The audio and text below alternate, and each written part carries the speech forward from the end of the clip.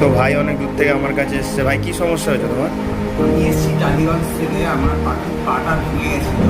তো আমি কোনোভাবে এটাকে রিপেয়ার করতে ঠিক করতে পারছিলাম না। তো প্রায় 50 কিলোমিটার দূর থেকে আমি এই দাদার কাছে আজকে এসেছি। মানে আমার পাখিটার পায়ের কন্ডিশনটা খুবই খারাপ ছিল, আর এখন দাদা এই পাখিটার পাটা এরকম করে দিল।